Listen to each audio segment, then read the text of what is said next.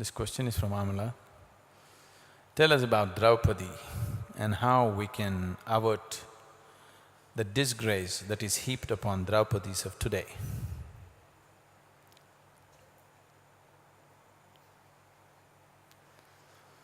You know who is Draupadi? You never heard of her? Okay.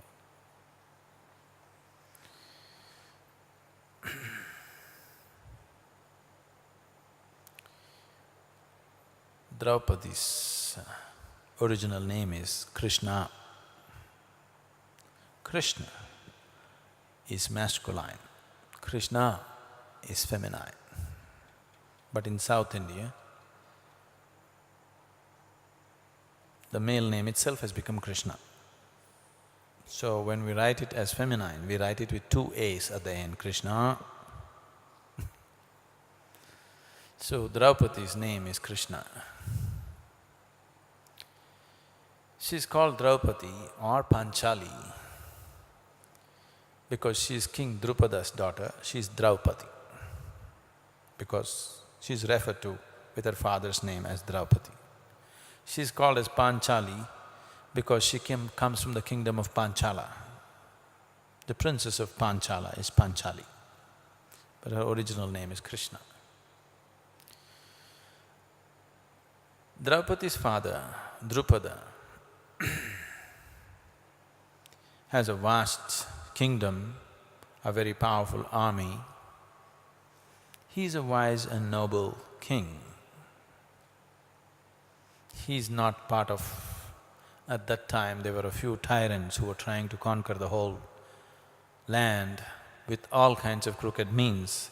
He was not a part of that. He was an able king who managed his kingdom well, powerful enough so that nobody meddled with him.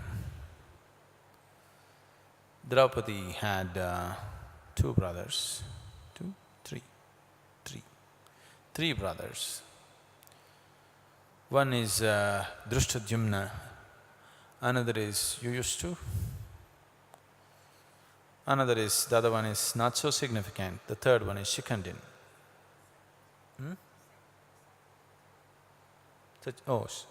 Satyajit. The second one is Satyajit, the third one is Shikandin. Let's do the surrounding story before we understand Draupadi's, because Draupadi is fire. She lived like fire because of the things that happened to her. First thing that happened to her was her father, Drupada, when he was in the process of educating himself, he was with a guru, and along with him there were a few other boys studying with him. One of them was Dronacharya. This distinction you must understand.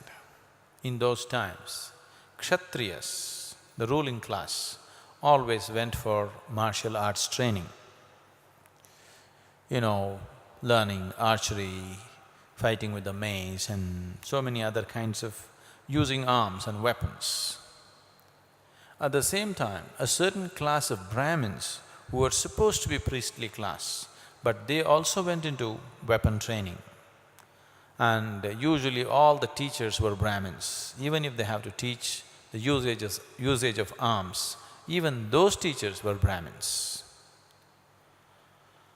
So they never could become kings, but they served kings as commanders of their army and teachers and things like that. So they were masters of both Vedas and arms training. Probably they went into arms training because otherwise the kings would not hire them just to learn Vedas. So, spiritual and martial training, both were combined together in these schools. They were called ashrams. So when Drupada and Dronacharya were studying together, they became very close friends.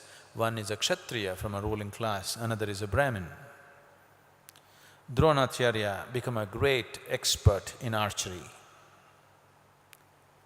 And Drupada and him developed a deep bond and friendship. Out of this friendship, Drupada once said, "When I become the king, half of my kingdom, I'll give it to you. Young boys, he's not yet the king, he's still a boy of 15 or 16. Out of his friendship, he told Dronacharya, when I become the king, one half of the kingdom I'm going to give it to you, you're my friend. Then things happened and they went back and Drupada did become the king. Dronacharya traveled around looking for a good placement in some court. It did not happen for him. Though he was such a great archer, he did not really find the kind of employment that he was looking for. He wants to be, a royal teacher, teaching the top-class people. He did not get such an opportunity. Then thinking, anyway, my friend is a king now, let me go there and see if I can find something. So he went. So this poorly dressed Brahmin, the guards wouldn't let him in. So Drona is a man of great pride. He didn't like guards stopping him. So he sent word, tell your king, I am Dronacharya, I have come. I am his friend, you must let me in. So with the authority that he said, they let him in and the message went to Drupada that Dronacharya, a Brahmin has come claiming to be his friend. For whatever reason or his own vanity, it irritated Drupada. Dronacharya, an ordinary Brahmin coming and claiming that he is his dear friend, now he is the king of a major kingdom. So when Drona came and reminded Drupada, you had told me in our friendship that you will give me half the kingdom. I have come.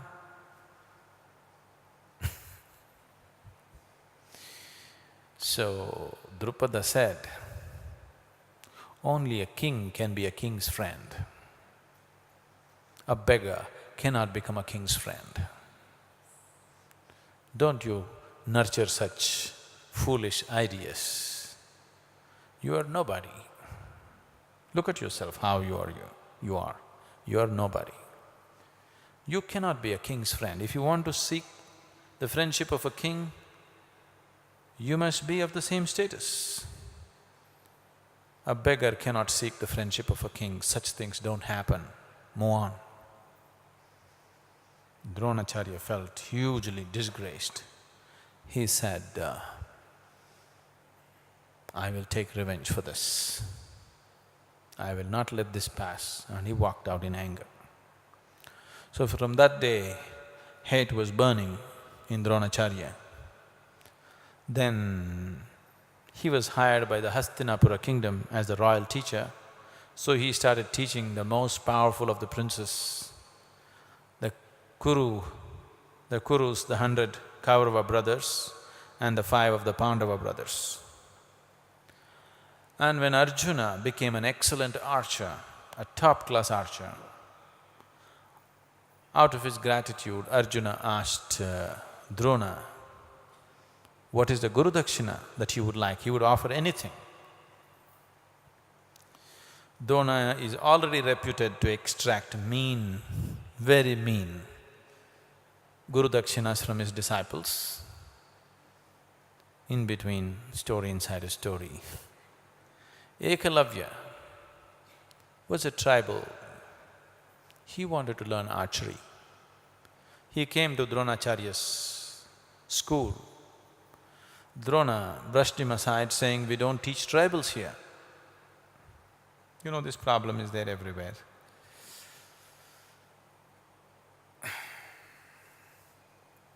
It happened like this. In a San Francisco bar, an African-American man was a bartender. A Chinese man came and ordered his drink, hey nigger, give me a jigger. So this black person started explaining, see, this is not civilized what you're doing. You calling me nigger is insulting. This is racial prejudice. You're Chinese, somebody else treats you bad too. You shouldn't be doing this. He gave him a long lecture about racism and how it should not be done, how it is injustice and how it is not in line with human dignity. And do you get it? He asked. The Chinaman said, yeah.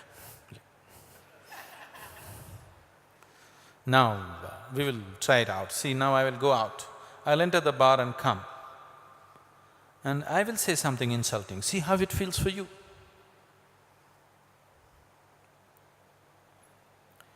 So, this black person went out, walked into the bar. He came, banged on the bar and said,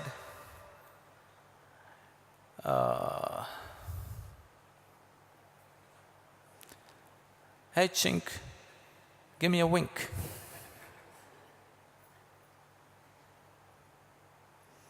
So the Chinaman said, "We don't serve niggers here."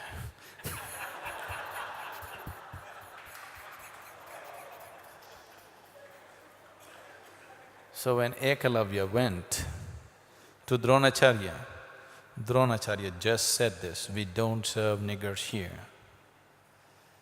But Ekalavya had such a longing to learn. He had heard such legends about Dronacharya and his skill in archery. He went and carved out a figure of Drona, kept it in the forest. Every day he worshipped this form and started practicing archery by himself, with the aid of this idol that he created. One day these Pandavas and Kauravas were out in the forest and Arjuna's pet dog was noisy. It saw Ekalavya and started barking and barking and barking. So Ekalavya took his bow and without hurting the dog, he shot arrows in such quick succession, he formed a lock around the dog's mouth with the arrows so that the dog could not open its mouth and bark. When the dog came struggling with this, with a lock around its head of arrows that it can't open its mouth, Arjuna saw this and he couldn't believe it. Who could have shot these arrows? He saw he himself could not have done such a feat. So he went in search. Then he found Ekalavya and he asked, "Who is your guru?" He said, "He is Dronacharya." Arjuna got really jealous. He went back to Dronacharya and he said, "You told me you will make me the greatest archer, but you have made some other tribal boy much better than me. This is not fair, you promised me." Dronacharya said, "No, I have not taught any tribal boy." So Arjuna said, "There is this boy, he claims you are his guru." So Dronacharya went there. He met Ekalavya. Ekalavya fell at his feet, prostrated himself with great reverence and gratitude. And then Dronacharya asked, "Where did you learn?" He said, "I just kept an image of yours and every day I practiced. And with your grace, I have become a good archer." So Dronacharya said, "So it is with my grace you learnt this archery. You must give me Guru Dakshina." That means an offering for the Guru has to be made. Ekalavya said, "Anything you ask." Dronacharya said, "I want your right thumb. Without the right thumb, you can never shoot an arrow." So he said, "I want your right thumb." Without hesitation, Ekalavya just lopped off his right thumb and gave it to him. So Dronacharya already has a history of extracting real mean Guru Dakshina from his disciples. So now when Arjuna asked, Dronacharya spewed or gave vent to what was boiling within him, that this Draupadi had disgraced him. He said, "I want revenge. I want Drupada to come and fall at my feet. So Arjuna, being a great archer, Arjuna and Dronacharya went to Drupada's court, and without giving him a warning, Arjuna first thing shot off his crown, and the crown came and fell at Dronacharya's feet. The crown is held above the king. The crown of the king falling at somebody's feet amounts to surrender. So, Drupada's crown in front of the court, in the assembly of the court, came and fell on Dronacharya's feet. It was like an absolute disgrace for him. And out of this situation, Drupada gave a part of his kingdom to Dronacharya. He said, okay, this part of the kingdom, you are the king. Dronacharya never ruled this part, but it was in his name. He continued to be a teacher.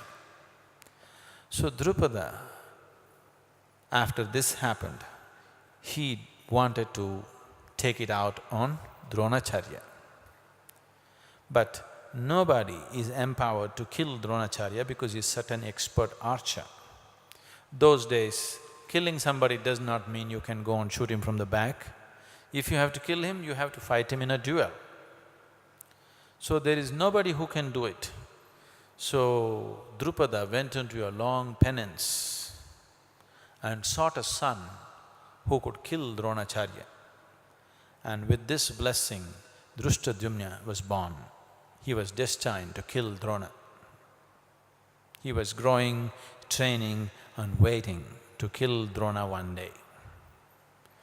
Draupadi, the daughter of Drupada, she also was fed with this hatred for Dronacharya.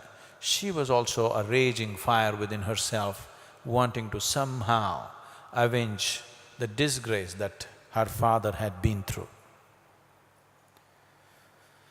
So Drupada wanted to make a strong alliance by giving his daughter to Emperor Jarasandha's grandson, so that…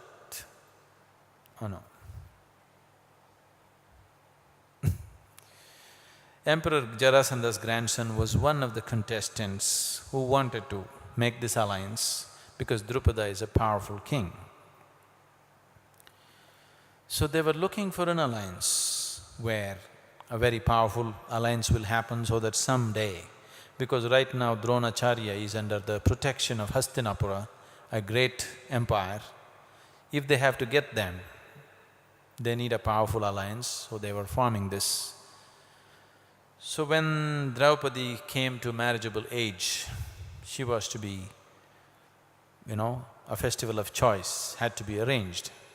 Krishna had his own plans. He came, visited and stayed with Drupada for about 3 months, and in the meantime, Draupadi became close to him and she desired that she wants to marry him. Krishna made it very clear that he will never marry for political reasons. When he was to marry Rukmini, also this issue came up. At that time, rightly, Uddhava pointed out to Rukmini, Shaibya pointed out to Rukmini, saying that he will never marry any wife unless she is committed to the mission that he has taken up in his life. He will not marry for pleasure, nor will he marry for political or military reasons. He will only marry a person who is committed to the mission that he has taken up in his life, establishing dharma, otherwise he will not marry. So Krishna made it very clear, I don't wish to go through a political marriage. And he flattered her, saying, you're too wonderful a woman for me.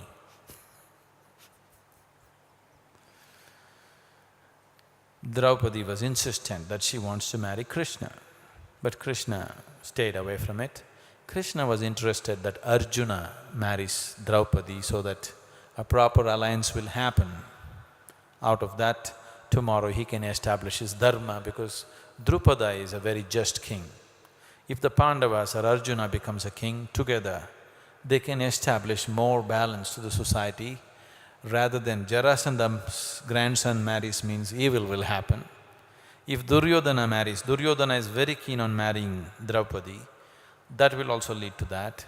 You're falling asleep, so let's go and sleep.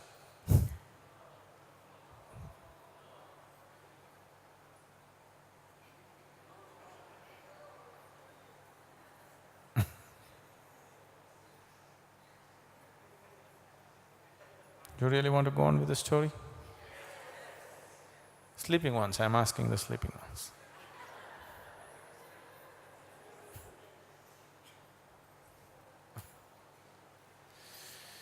So anyway, let me cut it down. Just come to who is Draupadi.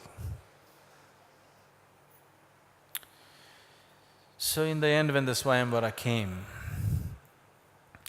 the Pandavas were still in the hiding after that burning of that palace where they were supposed to be killed.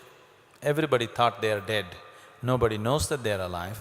Krishna wanted to somehow have them surface on that day. So they were in disguise like Brahmins. He brought them into the Swayamvara as Brahmins. So they sat in the Brahmin enclave, not in the Kshatriya enclave. So Jarasandha's grandson was not good enough an archer to win this competition. We told you about the competition, a fish is rotating, you have to shoot its eye looking at the reflection. Jarasandha's grandson is not good enough. Jarasandha himself is good enough, but he is 75 years of age. But it was on his mind. After all, he is marrying for an alliance with another kingdom. So Krishna went and played this game. Krishna told Jarasandha, you are 75 years of age, the girl is just 18. You will become a laughing stock if you win the Swayamvara. If your grandson goes, anyway he will not win. Jarasandha has the idea that he wants to abduct her and take her. That's another way of marrying the woman. So he said, if you try to do that, here we have assembled the armies, we will anyway get you, because Jarasandha's kingdom is very far away. By the time you take this girl and travel all the way, we will anyway get you. Again you'll be disgraced. So the best thing for you is to retreat. So Jarasandha weighed the whole situation and knew that if he attempted anything, whichever way, he would be put to disgrace. So graciously, he gave lots of presents to Drupada and withdrew from Swayamvara. But within himself, he was burning with rage that this cowherd could deny him participating in the Swayamvara, where he thought he is going to make this alliance which was so important for his future ambitions of growth of his empire. So he retreated very graciously with the host, but burning with rage and hatred within himself. So the next contestant is Duryodhana, who is capable of winning the archery test. But the Pandavas were sitting there. When it came to… yesterday when I said it was Jarasandha who withdrew, not Duryodhana. Duryodhana came for participating and he was capable of that level of archery.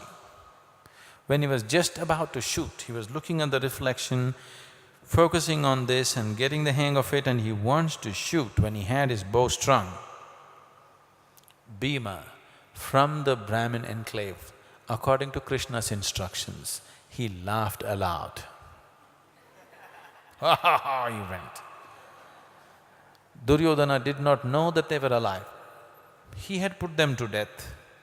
When he heard this laughter, he lost his cool and his arrow went way off the mark. He could not win. Then immediately Arjuna came, though he was dressed as a Brahmin, he won the competition and took the woman. When these people were in the forest and begging and eating, the mother Kunti was always afraid that the brothers will invariably someday fight and go apart and it'll mean division of kingdom and all this. So she extracted a promise from them, whatever you get, you have to share it among yourself, it doesn't matter what. So that day Arjuna won Draupadi and he came home, Mother Kunti was cooking. So he said, Amma, see what I have brought for you. He had brought this princess. Kunti, without turning back, he said, you share it among your brothers. So because of this one word, all the 5 brothers married one woman.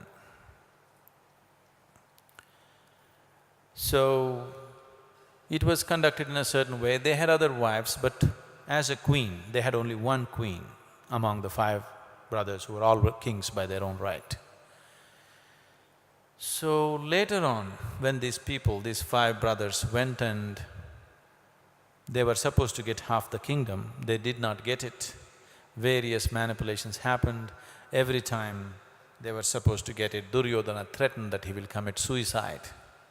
So his father gave in to those pressures, and then it was decided that these 5 brothers will go out and build a new city and a new kingdom altogether in a different place, which they did go and do. They left Hastinapur, they went and built a place called Indraprastha. It was known as Khandavaprastha. They built a new city called Indraprastha.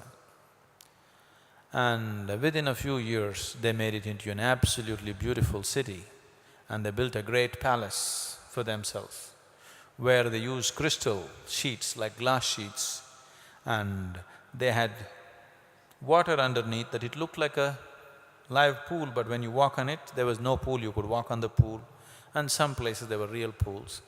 So for a kind of opening kind of ceremony, they called all the kings and everybody. And they decided to conduct a certain ceremony or of sacrifice which was known as Rajasuya, to establish themselves as emperors. So if you do the Rajasuya successfully, a sacrifice like that, if you get the cooperation of all the kings to do this, you get established as the imperial power in the area. So they did Rajasuya successfully. In the meantime, many incidents happen in Rajasuya. We'll not go into that, how cleverly Krishna did the right things about Rajasuya. They knew the only big opposition for Rajasuya was Jarasandha. So Krishna said, unless we kill Jarasandha, Rajasuya will not be successful. But if we want to wage a battle against him, it's going to be a bloody battle. We will lose too much, he will lose too much. The best thing is to go there and call him for a duel and kill him. So he took Arjuna and Bhima and travelled to Girivraja, where Jarasandha lived. Jarasandha was a great wrestler. He had a whole tribe of Malls. It's still called Malla Yuddha in South India. This is the art of wrestling. Here they raised wrestling into a mystical process, a spiritual process. Wrestling was not just a physical battle, it was raised into a spiritual possibility. Mystical qualities were brought into it. A whole tribe of Malls lived with him, and he ruled the country with an iron hand. He himself a great wrestler. So Bhima, Arjuna and Krishna went dressed as Brahmins to Girivraja to somehow get Jarasandha into a fight. This is typical. When they went there, Arjuna and Bhima are unwilling to lie. They're dressed as Brahmins, but they're unwilling to open their mouth and say, we are Brahmins. They said, we cannot lie. So they let Krishna do all the lying. Krishna had no qualms. He said, we are Brahmins, and got entry into the palace. After they went there, they told Jarasandha, we have come to fight you, are you ready? When he realized Krishna has come into his palace, he's been burning with rage for Krishna since he killed Kamsa. Once he, defeated him and spared his life, then he deceived him out of the Swayamvara. There are a series of affronts, and he carried off Rukmini. There are a series of affronts for him, he's been wanting to kill him. When he saw this, Krishna has walked into his palace unarmed. He was amused. Said, it looks like you are a very courageous man or you're a fool. But from my previous experience, I know you're a courageous man, but I won't fight a cowherd. What is there for me, a great emperor, a kshatriya, to fight a cowherd? I will not fight a cowherd. He looked at Arjuna and he said, this is a mere boy, I will not fight him either. He looked at Bhima, a huge, powerful man. This is more like me, I'll fight Bhima. They were all too honor-bound. So they got into a wrestling bout and this fight went on like anything. Both were equally matched. Whatever Bhima did, Jarasandha had an answer for it. So Bhima could not really defeat him. Then he looked at Krishna. What to do? Whatever I do, I'm not able to beat this old man. What to do? So Krishna just picked up a leaf and tore it into half and threw it aside. Then Bhima understood. Jarasandha, when he was born in two pieces and he was put together. So that's the way to kill him. So you put him down, put his one foot on one of his legs and held the other leg and just tore him apart into pieces. Somehow he came apart easily. He threw him down and once again these two pieces came together. Now he did not know what to do. Bhima was exhausted, but it looked like Jarasandha was gaining new strength. Once again, he looked at Krishna. Krishna shook his head and said, you fool, you didn't get it. He again tore the leaf and threw it this way.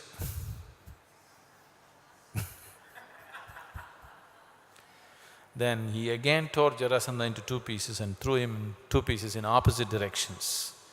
Then he lay dead. So this was a major step in Krishna becoming an absolute power in those days, that he vanquished Jarasandha, the great emperor, and made way for Yudhishthira, one of the… or the Pandavas, to conduct this Rajasuya successfully. So when the Rajasuya yagna actually happened, in the yagna or the sacrifice, there is a particular part where as the sacrifice is being offered, one of the people will be chosen for worship. It is called as Agra Puja. Who is fit for Agra Puja in this group? In this group, Dronacharya is there, Bhishma is there, Duryodhana is there, Draupadi is there, Balarama is there, Parashuram did not come. There are many great kings and sages. Krishna Dvaipayana is there, Vyasa is there, Ashwathama is there. These are all great heroes or great sages. So when it came to this, Yudhishthira, the oldest of the Pandava brothers, asked Bhishma, the oldest of the people who were there, he asked him, whoever you say is fit for Agra Puja, I will offer worship to him. Bhishma without hesitation said, if there is anybody here who is fit for worship, it is Krishna Vasudeva. This hit a section of the kings badly, especially Shishupala, who wanted to marry Rukmini and she eloped with Krishna in the last moment. He was burning with rage. Shishupala's mother is also the sister of Kunti, who is the mother of these 5 brothers, and she is also Vasudeva's sister, that is Krishna's father's sister. So they are all related cousins. So Shishupala was in a rage. How can anybody offer worship to this man? He is a liar, he is a crook, and he is just a cowherd. How is he fit for this worship when so many people are there here? So he started hurling abuse after abuse. Shishupala's mother knew one day or the other, because of the way he was going, he will be killed by Krishna. So she had requested Krishna, you should not kill my son. So Krishna said, your son is throwing too many abuses at me. If he utters 99 abuses in one place, I will withstand that. But if he crosses 99, if he makes it 100, I will kill him. He gave her that much margin. So Shishupala stood up and started throwing abuse after abuse. And he and a few of his friends pulled out their swords, said, we will not accept this. He called him all kinds of names. Not only him, he started abusing Bhishma. Because Bhishma's mother is Ganga, river Ganga. He's known as Gangeya. He went to the extent of saying, your mother accepts all kinds of men indiscriminately. So this was the last straw. Krishna said, enough is enough, and he let out his discus and took off Shishupala's head right there. And Agra Puja was conducted for Krishna. That was an official confirmation of Krishna being a Dharma Gopta. That means emperor of Dharma. He has no kingdom, he has no empire, physical empire, but he is the emperor of Dharma. It officially established him as that. From then on, he did many things. So, after this happened, when this event, Duryodhana and others had come as guests to Indraprastha, it so happened, Duryodhana was amazed by this palace. He was looking up and down and walking. Then he saw this pool covered with crystal glass, crystal stone cut thin like glass. It looked like a water pool, so he tried to touch it. It was crystal. So Draupadi and Bhima were standing in the balcony and were so happy that Duryodhana was making a fool of himself. Then he saw that looked like a pool, but he could walk on it. Then an actual pool came. He thought that was also so, and he walked into it. He fell in the water. So Draupadi laughed. She loudly laughed at his predicament. Then Duryodhana's heart started burning with hatred that he wanted to somehow get this woman someday. She laughed at him. He's that kind. So he went back and he couldn't bear it, these 5 brothers, how successful they have become. He did not give them anything from the kingdom, but they established their own things and they became very successful. He couldn't bear it. So he went back and plotted and planned. He knew if they went for war, most probably they may not win. So he had an uncle whose name was Shakuni. Shakuni drew up a plan that we will call them for a game of dice. A Kshatriya cannot refuse an offer for a game of dice. It's considered cowardice, backing out from a game. And Yudhishthira had a weakness for the game, but he was not good at it.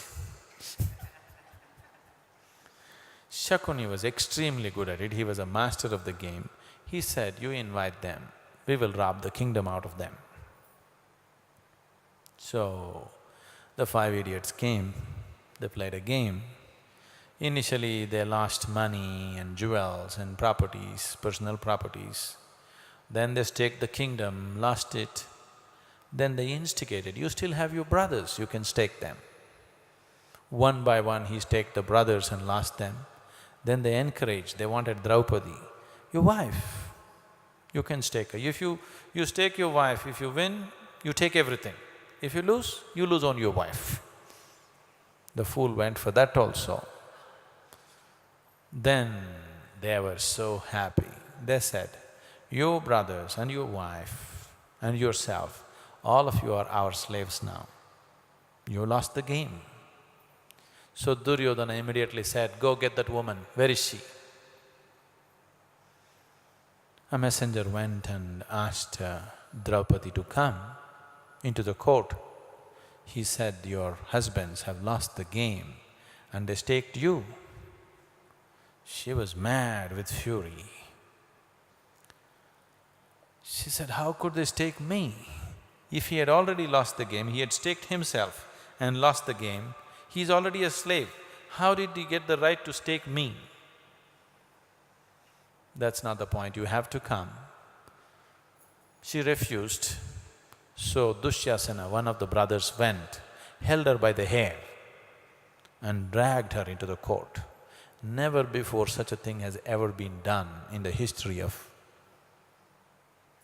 the whole, the Bharatavarsha. And everybody was absolutely disgraced and shocked.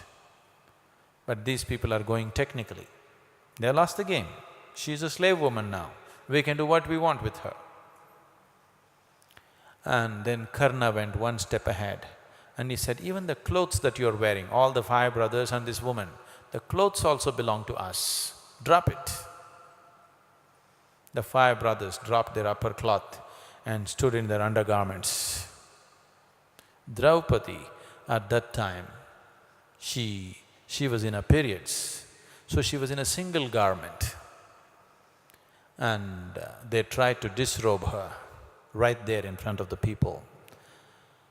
A most horrible situation was created. Somehow they wanted to disgrace them to the limit.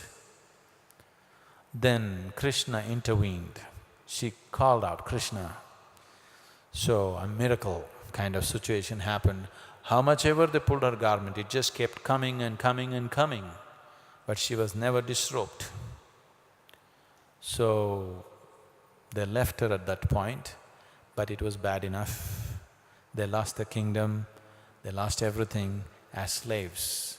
They went into the forest. Actually, it was all given back to them because of Bhishma's interference. Bhishma said it must be given back, and it was given back.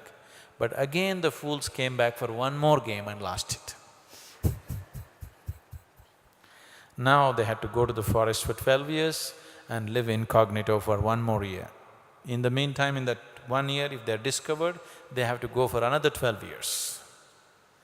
So all that they passed, and they came back and said, give back our kingdom. Duryodhana said, no, I cannot give it back. So Yudhishthira, who did not want a war, he said, okay, you don't want to give the kingdom. For 5 of brothers, just give us 5 villages. Don't give half the kingdom, just 5 villages. Duryodhana said, I will not even give 5 needle points of land. I will not give. Then they decided, we have to fight a war. That's how Kurukshetra war came. And that is the battle where they're standing and the blue book.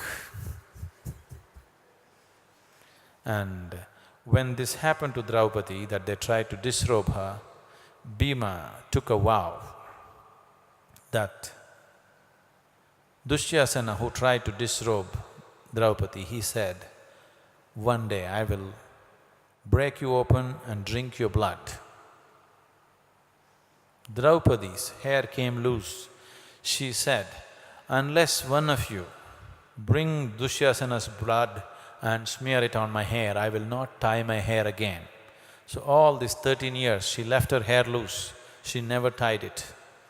Only after Dushyasana's blood was wiped on her hair like oil, only then she tied her hair after 14 years. So she lived in rage, a very fiery woman. There are any number of things about her. She's very wise and intelligent. She was involved in all the affairs of the state, but she was burning rage for what she was put through.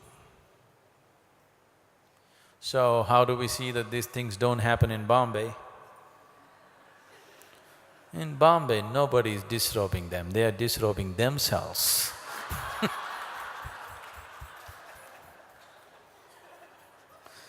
They don't need anybody to pull their clothes anymore. The slightest hint, they're dropping it off. So…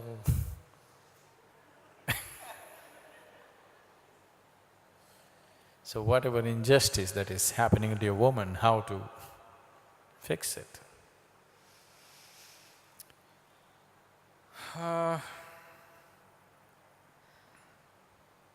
There are laws to fix it today, to a large extent.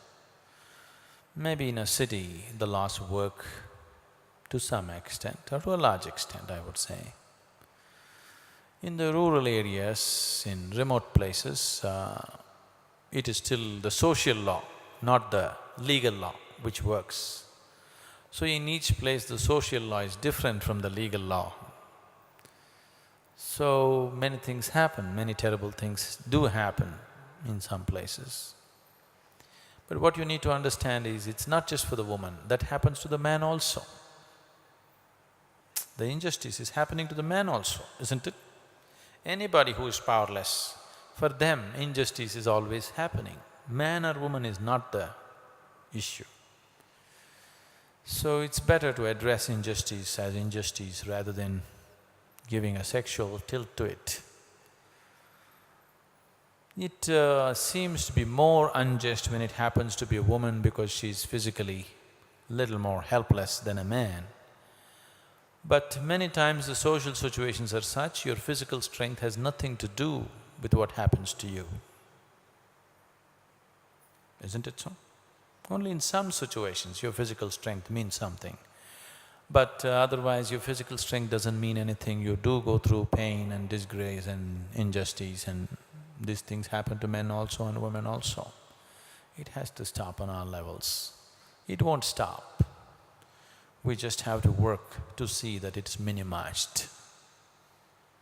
Every generation of people, either we work for establishing dharma or condone adharma. Oh, I didn't do anything wrong. That's not the point. You allowed wrong things to happen. That's the point. See, a lot of good people are going about saying, I don't do anything wrong, what shall I do, my neighbor is doing. You did not do is not enough. You allowed it to happen, that's bad enough, isn't it? So can I stop everything? Maybe not everything, but there are many things we can stop. There are many things we can stop. Maybe we cannot stop everything. So, every human being has to do his own dharma yuddha within himself, around himself, especially within himself. Yes? Within yourself it must happen, isn't it? Isn't there corruption within you? First you have to fight that one, isn't it?